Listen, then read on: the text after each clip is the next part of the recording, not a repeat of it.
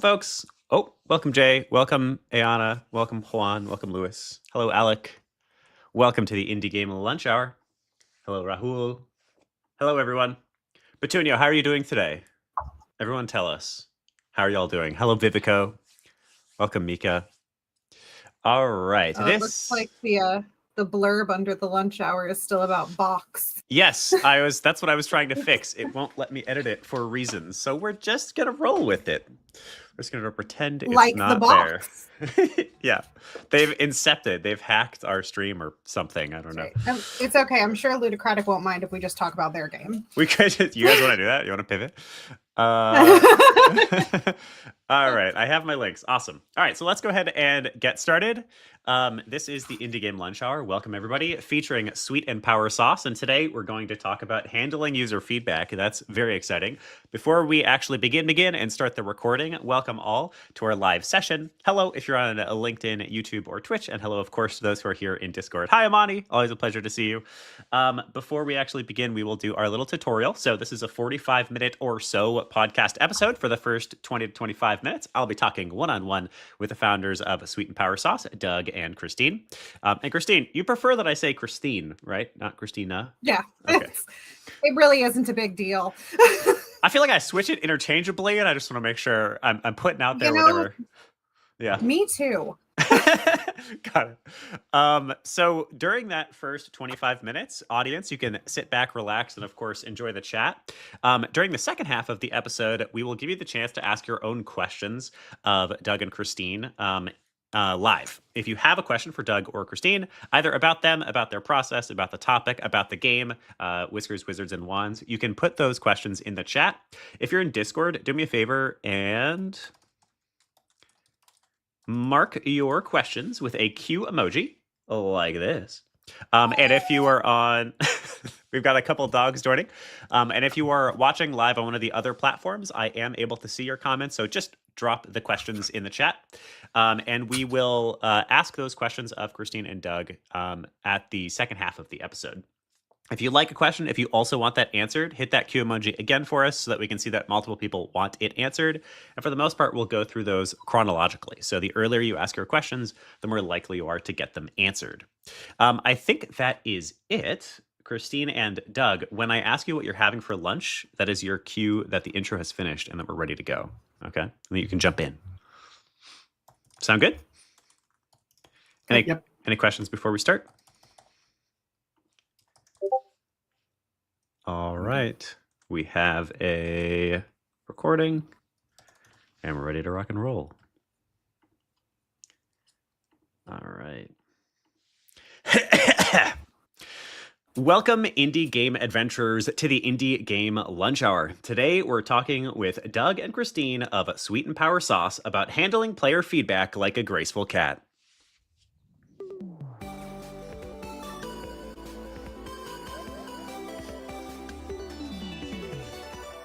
Indie Game Lunch Hour. Yay, it didn't clip. Welcome all to our live magical podcast in which we give game developers the chance to hear stories of indie game development from real indie game developers. Today we're talking with Doug and Christine Tayroon, the co-founders of Sweet and Power Sauce, about their experience building Whiskers, Wizards, and Wands, a new indie game coming to Kickstarter in just about 3 weeks now. And specifically, their experience with handling player feedback, a real ego trip, I'll tell you what. This is a live podcast we host every Wednesday at about 12 p.m. Eastern time here in our Discord, so we would love to see you swing by and join us for the next one. As always, I'm your host, Willem Delventhal, the Wizard of Games, and joining me today is Christine and Doug. What are you two having for lunch here today, folks? Jimmy John's. Jimmy John's. Jimmy Dogs? Jimmy John's. They're sandwiches. They're subs. Yeah. Yeah. I thought immediately they were hot dogs, and I have to admit I had like an immediate visceral reaction, like being like, "Oh, I don't know. I guess hot dogs don't do me anymore." No, it's they're sub sandwiches and chips. Well, that looks good. Nice, very healthy. They have yummy bread, and I get like a spicy ranch. Ooh, good. So far, I'm just having yogurt. I'm a big Greek yogurt fan. I don't know about y'all. What's your stance on Greek yogurt? Better than last time. That's good. Awesome. Well, welcome to the show, you two. So we're here today to talk about handling player feedback. That is one of the challenges of being a game developer in this industry that is so heavily iterative, where we are listening to player feedback all the time and constantly changing our games based upon what our players actually think of them, even after launch. Being able to handle player feedback without getting upset or taking it personally or getting kind of lost in the judgment is a challenging topic into and of itself. Before we actually begin discussing that, though, I would love our first question of every episode, which is the origin story. So you've been on the show before. I'd still love a quick version of the origin story. Who are you two? Where are you in games? And how did you get there? Hi, I'm Doug. This is my wife. Hi, Doug. Christine. Hi, Christine. Hi. I've always enjoyed games, and I have so many different hobbies. I really had to focus down on one, and I love games development because it's like 5 different hobbies all wrapped up together. I can attest to that myself, definitely. So many different crafts that go into game development. Yeah. So yeah, making games for the last, I don't know, 10 years or so, slowly ramping up the rate and amount that I'm doing that. Yes. Okay. I kind of joined in along the way because I like to spend time with him, and I also enjoy playing and consuming games. So I ended up getting involved as the artist and writer in the stuff that he makes. Mhm. So very similar to when we used to play MMOs and we were always a healer and a tank. We now in game development are complimentary for that. Amazing. If it wasn't already clear by the fact that they have the same last name and are joining us from one webcam, Doug and Christine are in fact husband and wife, partners in crime in game development, and also co-founders together. In fact, why don't we spend a second there? So you founded Sweet and Power Sauce. Tell us a little bit about that studio. Yeah.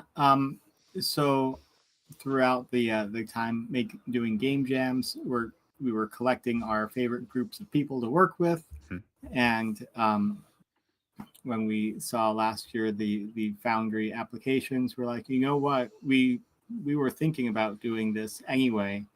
Let's join in, make it official, and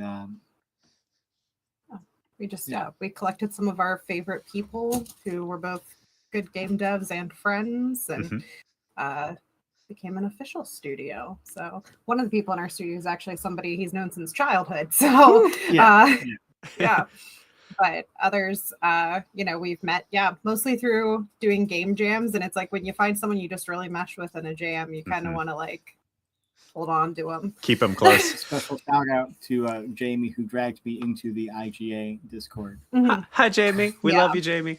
Yeah, if it one of my favorite pieces of advice is the fact that your business partners are often something like a romantic relationship because you spend so much time together, you cover so many things together. And here that is literally true. So interesting. I'm going to shamelessly plug you one time before we continue the episode. These two are indeed one of our 3 Indie Game Foundry teams, and they're building a wonderful little 3D isometric puzzle game called Whiskers, Wizards, and Wands. It plays a little bit like Zelda, except you are an adorable cat with a wand, and I've just dropped the link to their coming soon Kickstarter page. Their Kickstarters are going live October 15th, and if you are willing, we would love to have you at least follow that page to help their algorithm and consider backing when it is time. Speaking of which, before we continue, can you tell us what the heck is Whiskers, Wizards, and Wands? Sell me. So basically, it's like a whimsical fantasy adventure game. You are playing as Master Juniper von Umbravox, who is an elemental master cat. And basically, you are in a world where post-War of the Gods, all of the elements have gone crazy. The world is scrambled. All of your wands have been shattered and scattered across the land. So you are going around trying to solve problems, gather up the pieces of your wand that you're reassembling into new and novel combinations to make new spells, to help you solve the puzzles and help the people of the world while you're trying to fix things. And it's a top-down isometric game, and one of the best draws I think is the art is all like hand-drawn marker illustrations, and so it's a 3D game technically, but it has a whole lot of flat 2D images like popsicle stick. Yeah, our if you want an example of some of these, I know for those not on video, it doesn't help, but all of our art is in the game. It's like little 2D guys like hopping around and stuff. But everything that you see, yeah, I drew by hand with markers. So it's all traditional art in a digital game. Amazing. I just had the thought. I'm giving you feedback in a live online session. Did you guys think about sticking popsicle sticks in all of the 2D characters and having it just go through the floor? We tried that. It looks like it goes through the floor. Does it not look good? It looks bad. No. Okay. So yes, for those who are potentially listening after the fact, we just got a view of an adorable little 2D popsicle stick puppet. And if I remember right, that's actually one of the pledge levels on the Kickstarter. It's one of the rewards, right? You get access to these puppets. These are the gods. Well, 2 of the 5. I was told to stop making them because I needed to spend my time on other things. I think that's one of the things that's wonderful about this game, though, is all of you are having so much fun with it that you're just making what you want to make as opposed to what you think you need to make. There's a little bit of us, pressuring you into building what needs to get built, but otherwise it's been a delight to watch you two just play around with something that gets you excited and that your team gets excited about making. Those little popsicle stick puppets are featured, make up the entirety of our cinematic that we have. So, it's both in the game and probably is going to wind up in some of the promotional material as well. Yeah, so their trailer that'll go up on Kickstarter and that they have dropped to garner a little attention is all little popsicle stick puppets filmed in real life, which I find totally delightful. Now, you told us that you wanted to talk about handling player feedback in this episode. And as I alluded to at the beginning of the episode, that can be a tough area for game developers, especially those who are new and are still feeling like intimately tied to their work. So it's difficult to hear that somebody doesn't like the game, or it's difficult to hear that you just invested a bunch of time into something that somebody isn't that interested in, or has a different suggestion for an alternative way of doing it. All of those different types of player feedback can have their own challenges. I'd love to hear from the two of you. What is your sort of one-on-one or your introduction to handling player feedback like a graceful cat?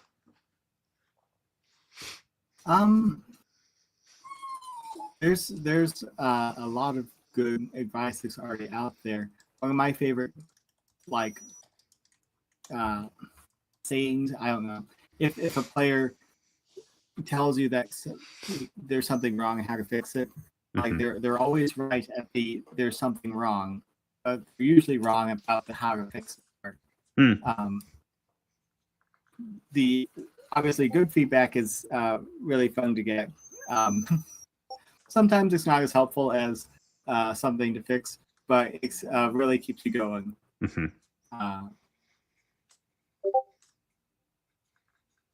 Yeah. Somebody says great feedback is money. Well, yeah.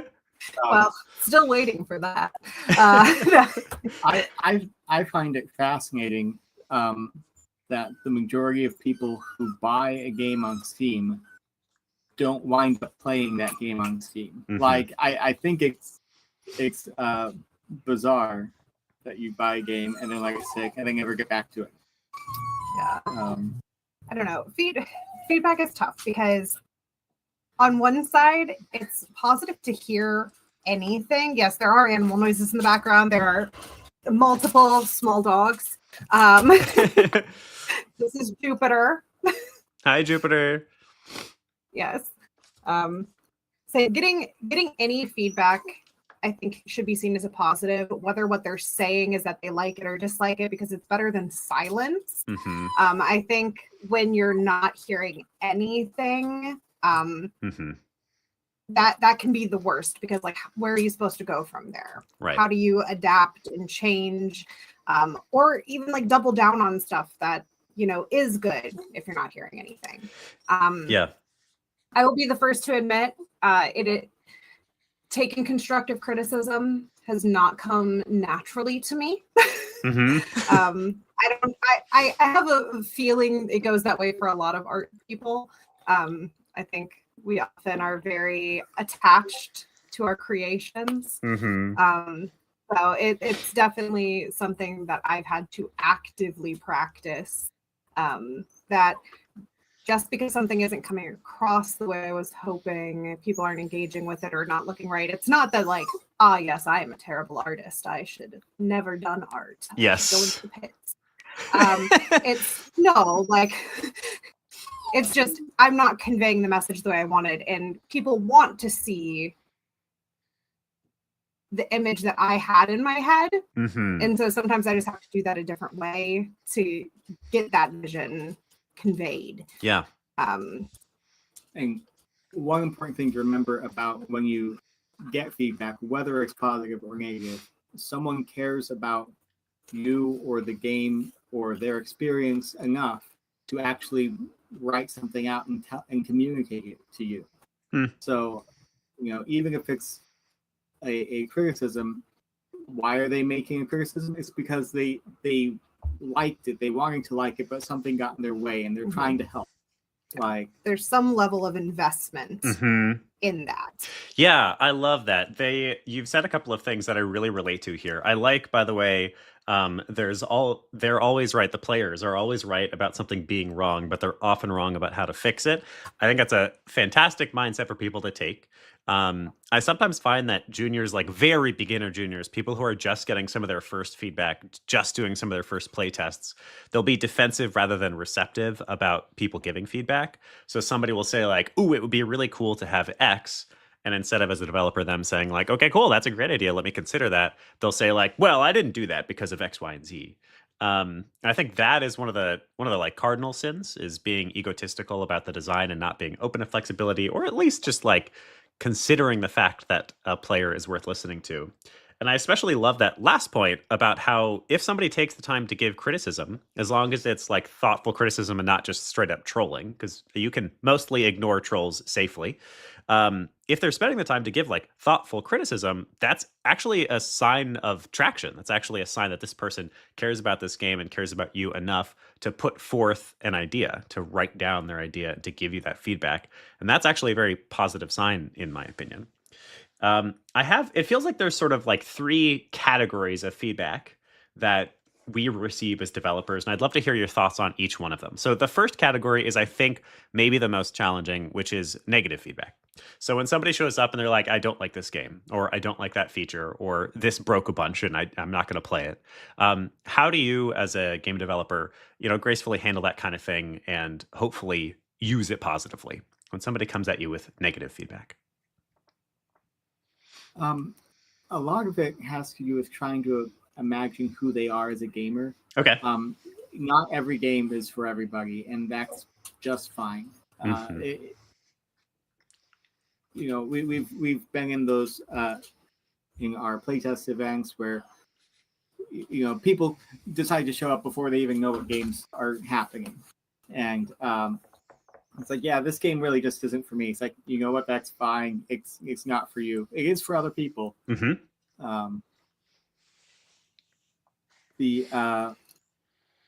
I like that we're slowly collecting more dogs. If you're listening to this episode, you can't see, but now we have 2 dogs in laps.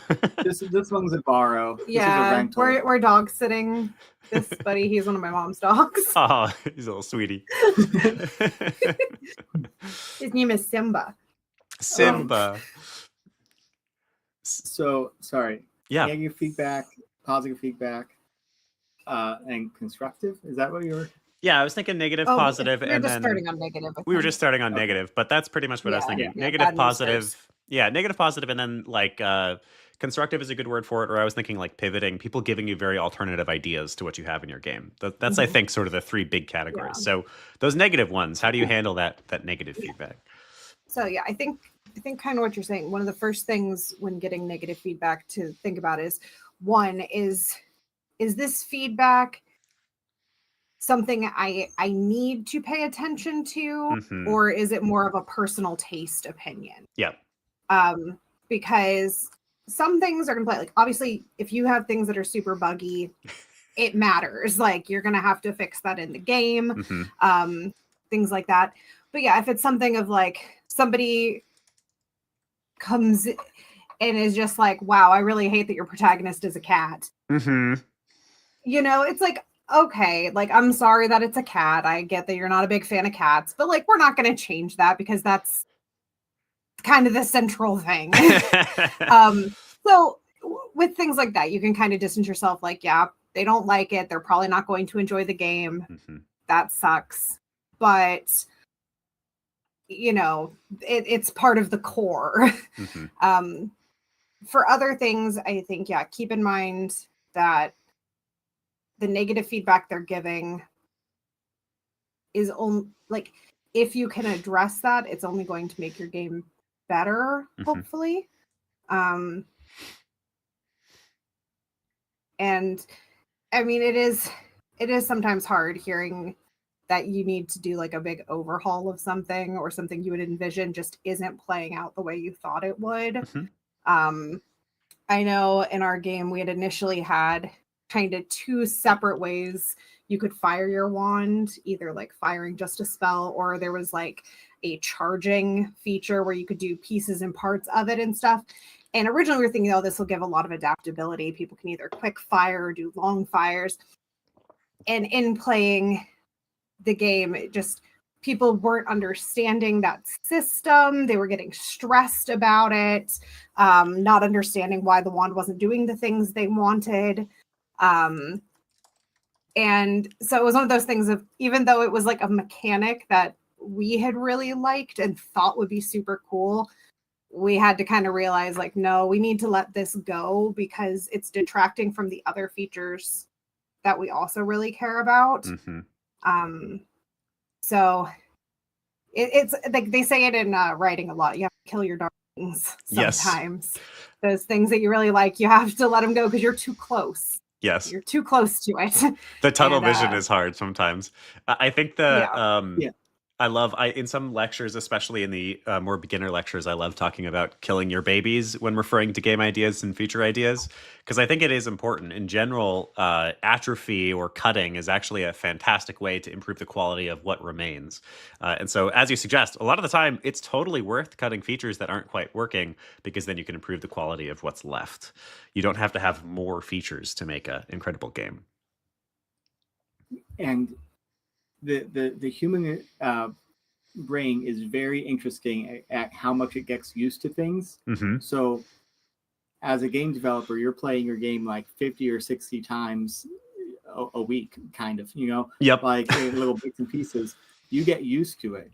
I remember specifically the running speed. I set it really low. I liked it. You know, I felt like you can see things coming. It's you can be more careful.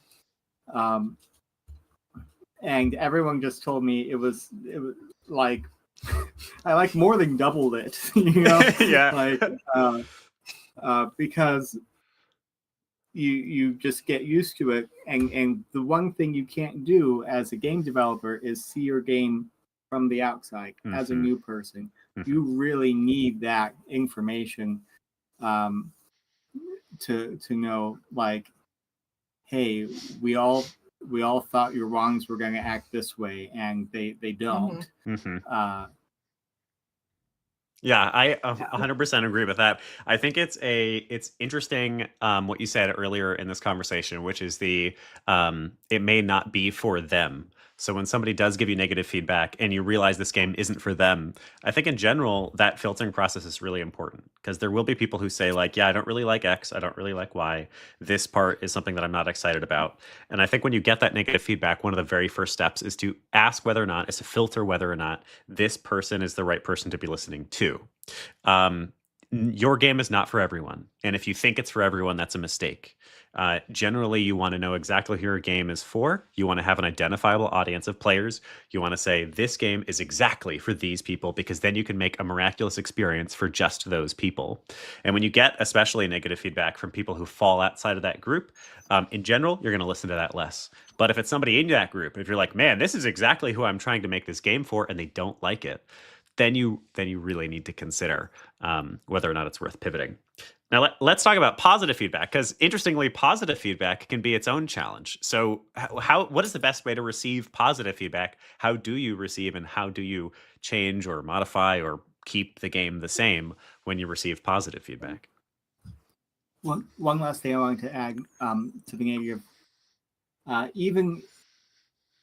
Yes, filtering is very important, but you don't have to filter it as you're getting it. Like if there's a person there standing there and they're telling you stuff, it's okay to say, I will note that down. Yes, thank you. Yeah. I love, one of my favorite phrases is, I'll think about that, or I'll take that into consideration. Thank you. Yeah. Yeah. It's okay to say that, even if you've already decided that you probably won't take it into consideration. In fact, I think that's better. When you, in your head, when you're like, there's no way I'm doing that, don't say that. You don't need to say that. Just say, thanks. I'll write that down, and then you can store all the feedback later. Yep. So positive feedback. Yeah. How do you receive positive? Yeah. Well, I mean, clearly the best thing to do when you receive positive feedback is to immediately discredit that and assure them that you are in fact garbage. You never should have been complimented in the first place. Listen to your inner critic. Ignore them. No, positive feedback I think can be good because it lets people, it lets you know what is drawing people's eye. So I think sometimes people get more excited about certain aspects of your game than you think that they would. It helps you to know. Lack of feedback helps you know if you need to work on something. Positive feedback tells you, yes, this is good, focus on it. Yeah, it lets you know areas to like lean into and to make sure that you don't do things that are going to distract from that good thing.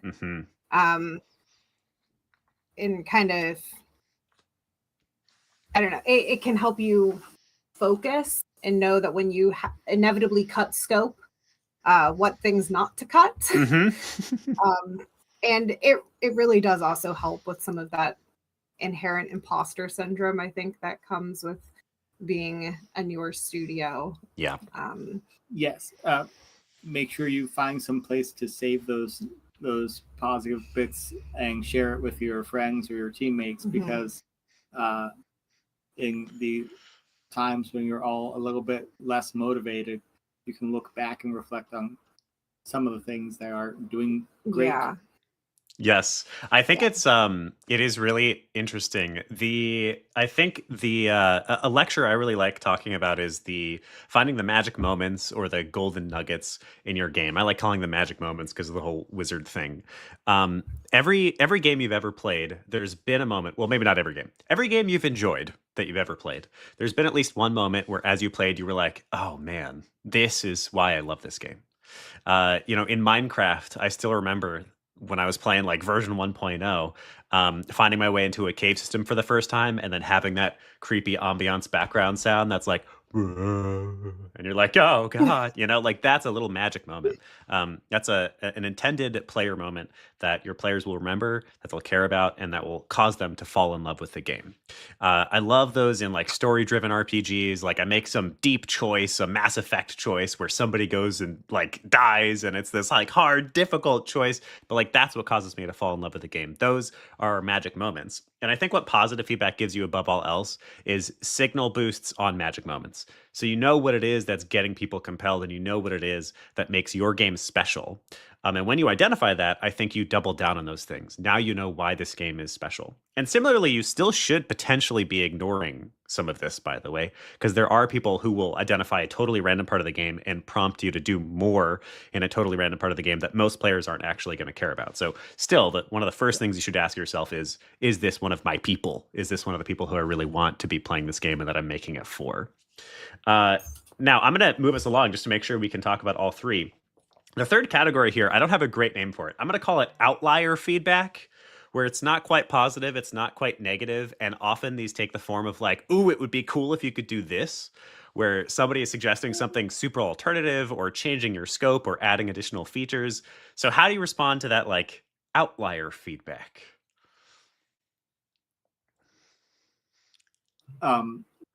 I think that's where it's really important to have a solid vision before you get too far as to what you want your game to be like in the end.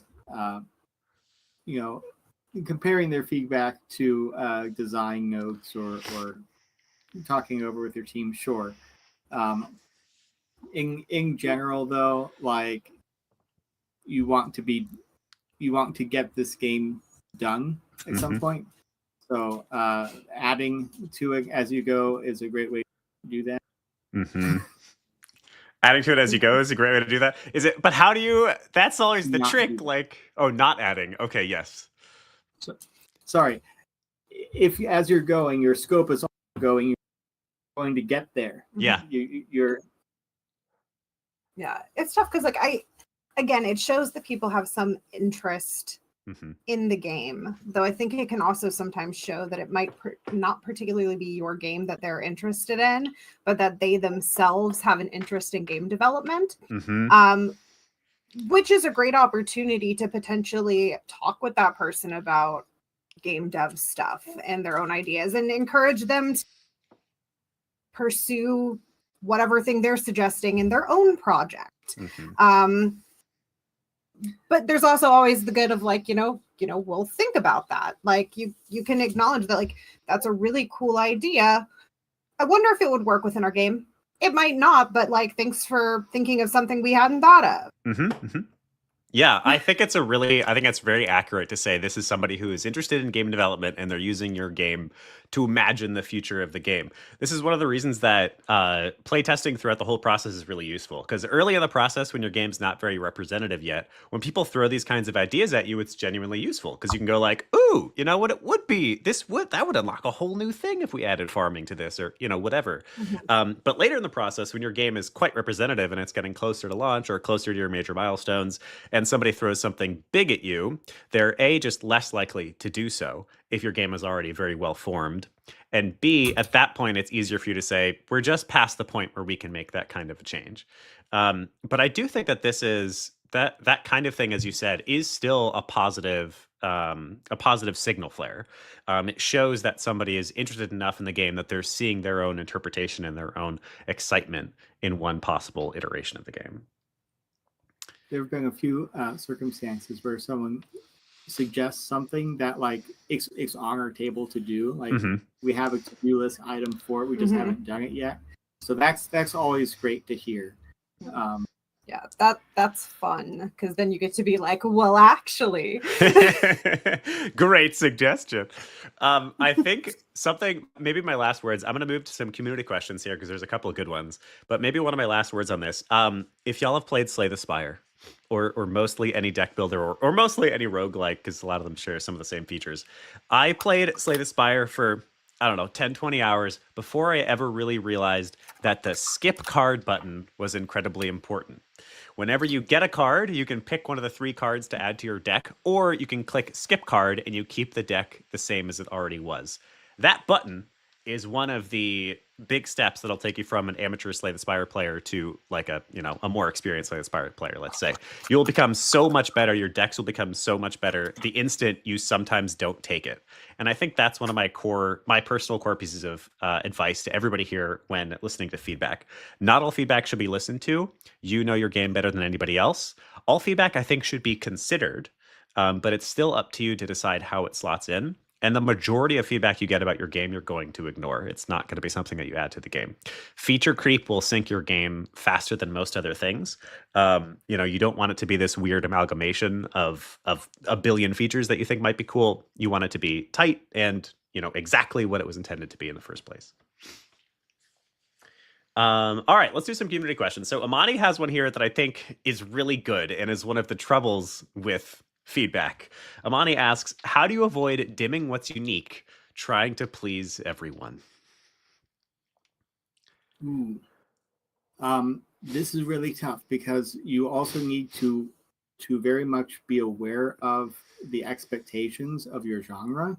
And I think there's some percentage, like you should only be changing like 20% of your game, your accepted genre.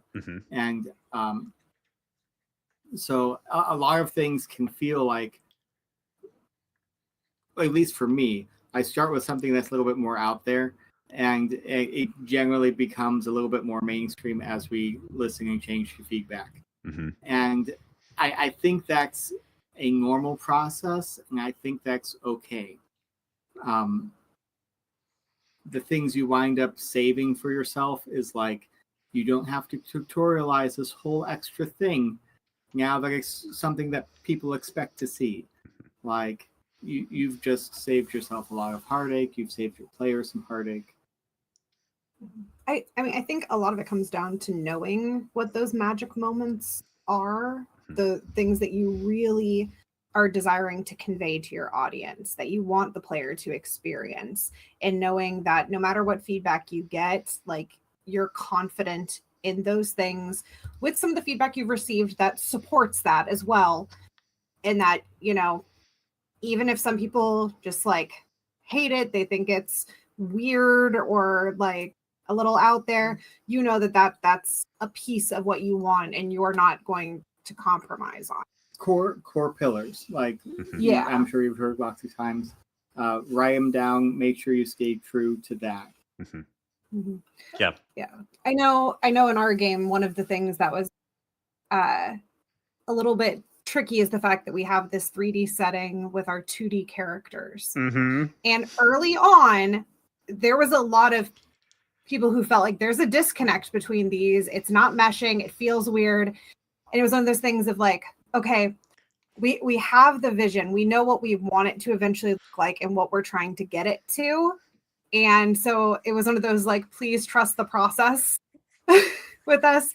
And I feel like we've now reached a point that when people are playing, like, one of the first things they say is how much they just love the visual aesthetic.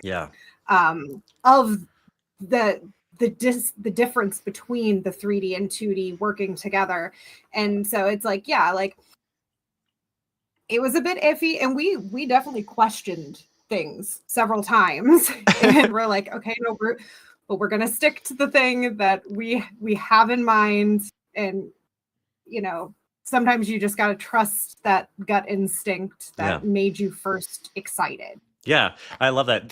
So I have personally been, and then members of IGA have been meeting with each of the Foundry teams at least once a month, and usually more than that.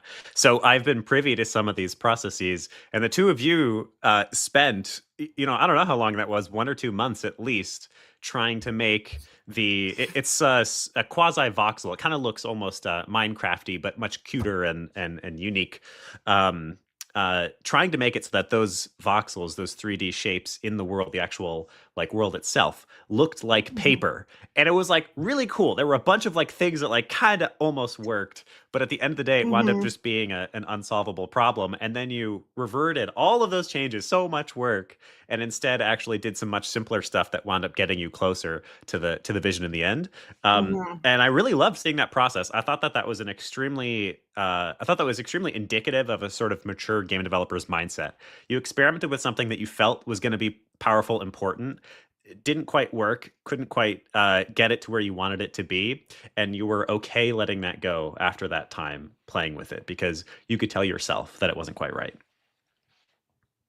And at that point, you kind of understand the landscape well enough to know that you are at a higher point than the areas around you. And it's okay to stay there.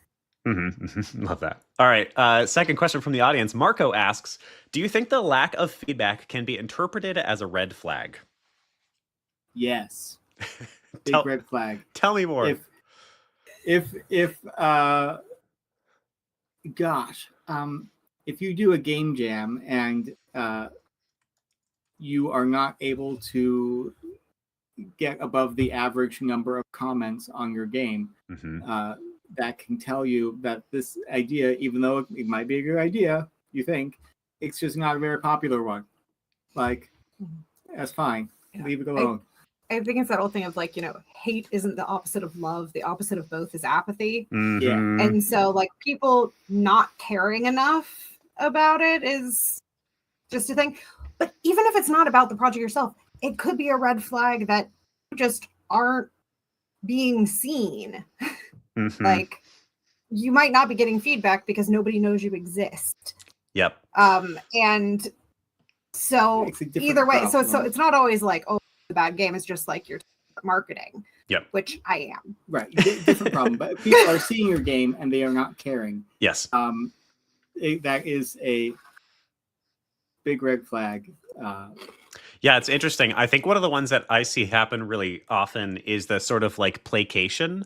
If you're getting it, this is one of the reasons that playtesting is so critically important, because you can be directly responsible for putting it in front of X number of people.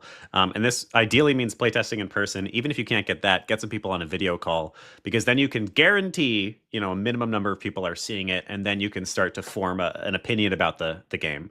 One of the things that I see a lot is placation, and this is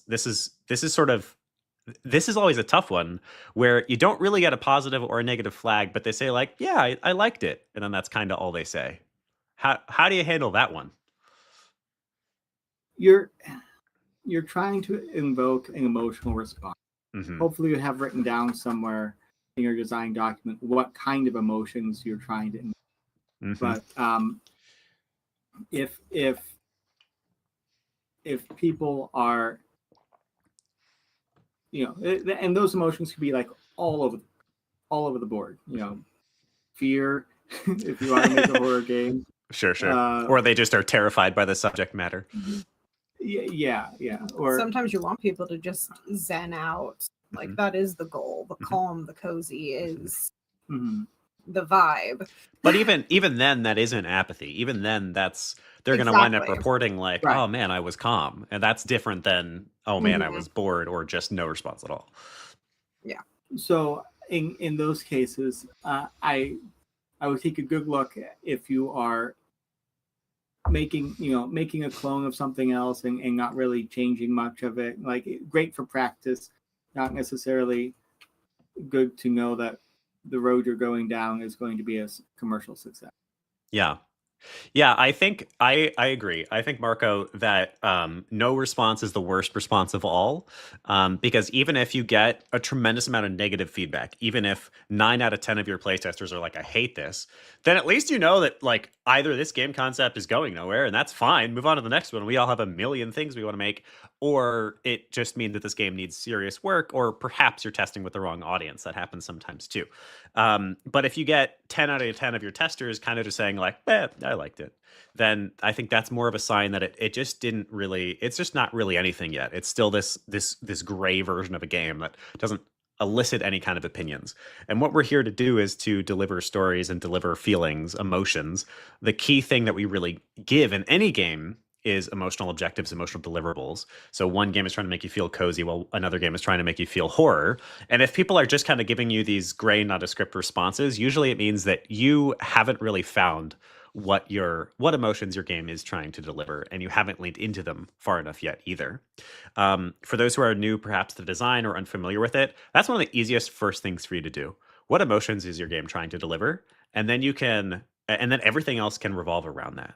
So if you're trying to make a game that makes people feel empowered and they aren't reporting some version of empowered, then you need to lean into that further, or perhaps pivot at that point.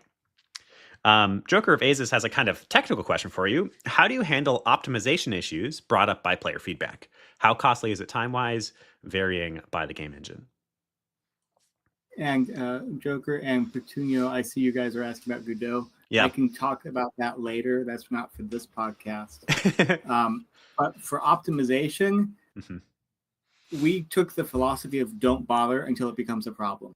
And it's very true, because you can spend a lot of time, especially the engineers love to get nitty gritty about the number of times you're making some sort of function call or calculation, and every moment you spend on that is wasted unless it actually is a problem that needs to be solved. Yeah.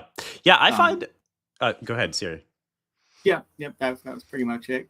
I find that is. I would echo that myself. I find a lot of people ask about optimization. There are definitely games that require optimization, but I find the majority of the time it's not really something you need to worry about. At least for a long time. Game engines and the devices we run them on are so powerful these days. If you're trying to build something that reaches a really wide mobile audience, so it's running on like minimum spec mobile phones and stuff like that, then perhaps you'll worry about optimization. But I think that winds up coming at scale. Like when you're just playtesting with 10 folks and you're getting intimate direct feedback, I feel like optimization is usually not on the table. I don't bother until it becomes a problem.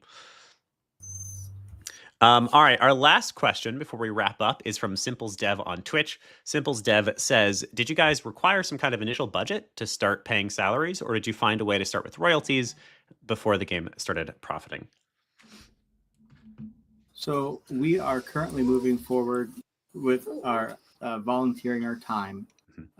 If there are things that come up, like we need to get a person to do something that we can't do ourselves, and it's like a well-defined project, we can write up a contract and they can give us a quote and stuff like that.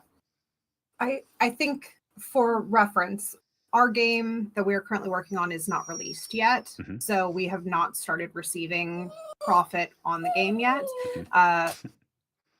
Looking at launching in March.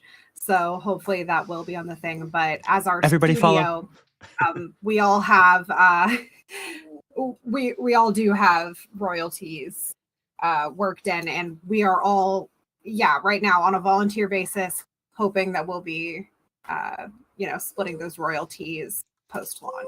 And we have added some people to our team, and those people are also have a percentage of the royalties split up. And I feel like we benefited in the fact that with the founding stuff, like some of the largest money sinks often in games are going to be things like art. And since I'm the artist and one of the people who started the thing, we didn't have to pay me. The struggles. Yeah, I think I accidentally clicked out of the screen here. Sorry for anyone who's watching this stream. I wanted to get the Discord link for these wonderful folks. If you would like to join Sweet and Power Sauce, I've just dropped the Discord link below. What I've seen happen in this industry is exactly what you're describing. It seems like most indies these days will either pay for things out of pocket and keep budgets absolutely as low as possible, or they're working off of revenue share. That seems to be increasingly popular. And what that usually looks like is you've agreed to some amount of revenue. You're going to get 10% of the money the game makes. You're going to get 5%, whatever. I find that mostly works in the indie sphere. Just be careful about giving out percentages. You really want to make sure that people are worth the percentage that they're getting. And you really want to vest, which is a little bit more of a technical term, but if you don't know what that means, that just means they don't get the percentage all at once. They earn the percentage over time. So if Christine is due 10% of the revenue of the game, she might get 5% after a year, and then the additional 5%, she gets like a little bit more every month until she hits the 10%, something like that. Just to make sure that, somebody doesn't jump on the project, give you 3 audio files and then disappear and you owe them legally 10% of your game. Awesome. All right. We have come to the end of the episode. Before we say goodbye, there's always 2 things that we'd like to do here. Number 1 is to assign a little extra credit. What is something that the audience can do in the next week to practice some of what we talked about here today?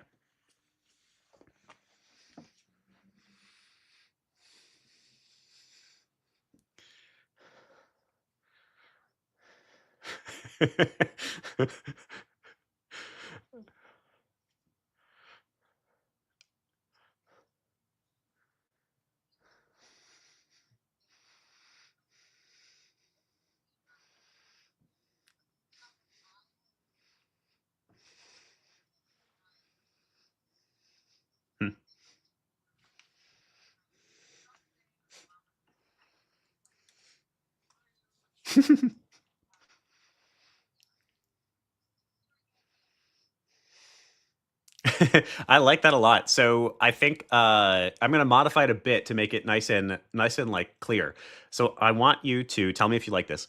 I want you, the listener, to go to a Steam game that you really like, look at their Steam reviews, read a few of the reviews, compile them, and give them a bit. Give us a couple of sentences about how you would respond to those reviews if this was your game.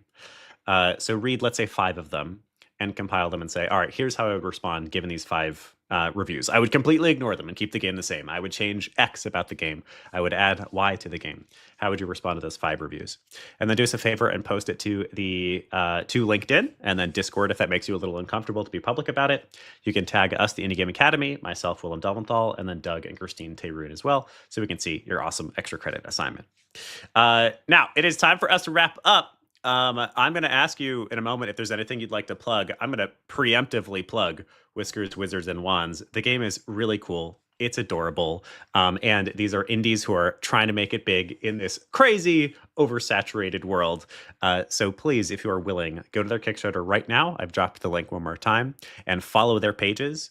And then also do me a favor and consider backing them when the game goes to Kickstarter October 15th. We would love if you'd be willing to do that. Would you two like to plug anything else or give us any last words of wisdom?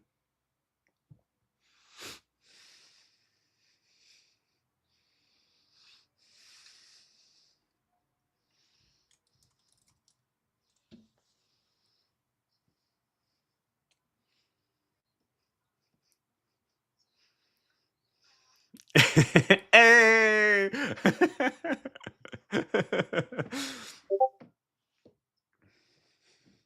Mm-hmm.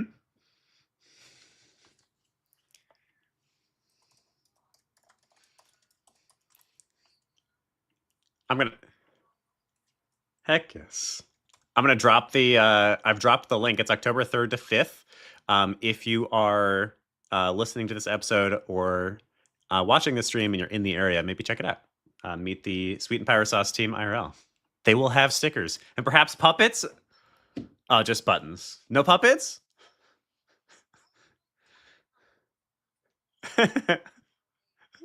Got you.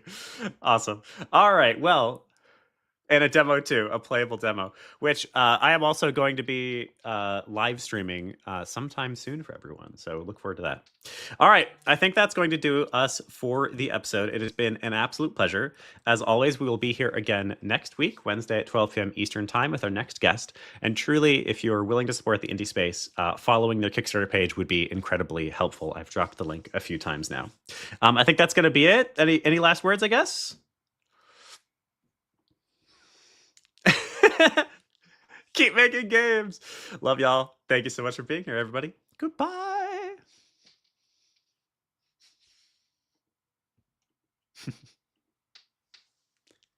All right, end of the stream. You got kind of messed up there at the end. I hope you can hear me. I'm sorry. It's just because I pulled up the Discord link. We love you. Thank you for being here. Goodbye.